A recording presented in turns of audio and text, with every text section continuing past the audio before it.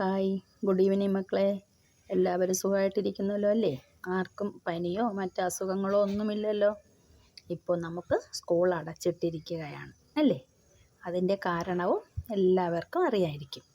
അപ്പോൾ നമുക്ക് സ്കൂൾ തുറന്ന് വന്ന ശേഷം ഇപ്പോൾ ഓൺലൈനായിട്ട് പഠിപ്പിക്കുന്ന പാഠങ്ങൾ വീണ്ടും നമുക്കൊന്നുകൂടി പഠിക്കാം. ഇപ്പോൾ ടീച്ചർ പറഞ്ഞു തരാം. മക്കളെല്ലാവരും ടെക്സ്റ്റ് എടുത്ത് നല്ലതുപോലെ വായിച്ച് പഠിക്കണം. പിന്നെ നോട്ട്ബുക്കിൽ എല്ലാവർക്കും ഒരുപോലെ ആയി കാണില്ല.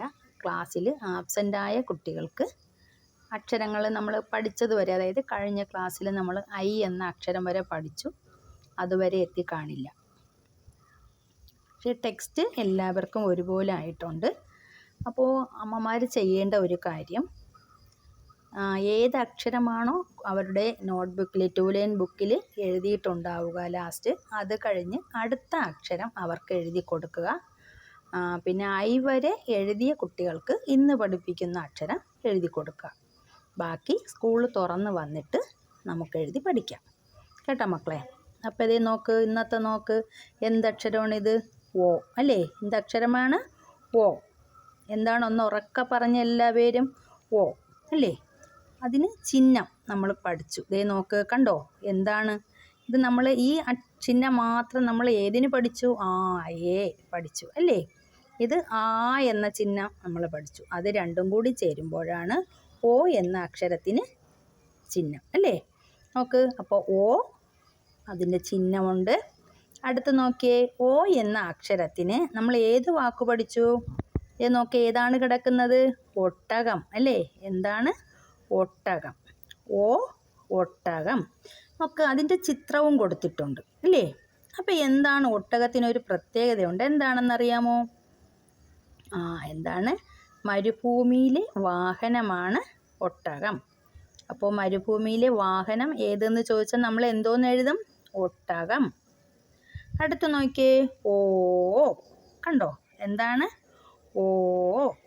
ഓ എന്ന അക്ഷരത്തിന് ദേ കണ്ടോ ചിഹ്നം കൊടുത്തേക്കുന്നത്? എന്താണ്? ഈ ചിഹ്നം മാത്രം നമ്മൾ ഏതിന് പഠിച്ചു? ഏതക്ഷരത്തിന് പഠിച്ചു? ഏ എന്ന അക്ഷരത്തിന് പഠിച്ചു അല്ലേ? അടുത്ത് എന്ന അടയാളവും എ എന്ന അക്ഷരത്തിൻ്റെ അടയാളം കൂടെ ചേരുമ്പോൾ എന്തായി? ഓ എന്ന അടയാളം ചിഹ്നമായി അല്ലേ? അപ്പോൾ ഓ എന്ന അക്ഷരത്തിൻ്റെ ചിഹ്നമാണ് ഈ കൊടുത്തേക്കുന്നത്. അടുത്ത് നോക്കിയേ, അതിന് ഏത് ചിത്രം കൊടുത്തിട്ടുണ്ട്? എന്താണ്? ഓട് അല്ലേ? ദേ കണ്ടോ? ഓട്. എന്താണ്? ഓട്. എന്തിനാണ് ഓട് ഉപയോഗിക്കുന്നത്?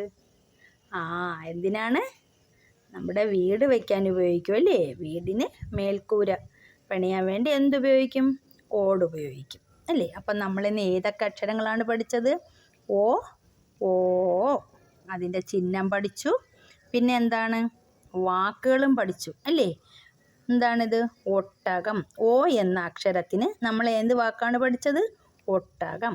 അടുത്ത് ഓ എന്ന അക്ഷരത്തിന് ഓട് പഠിച്ചു അല്ലേ? എന്താണ്? ഓട്.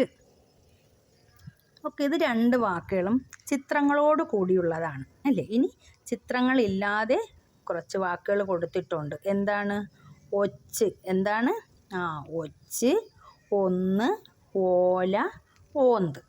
ഒന്നുകൂടെ നോക്കിയേ, ഒച്ച്, ഒന്ന്, ഓല, ഓന്ത്.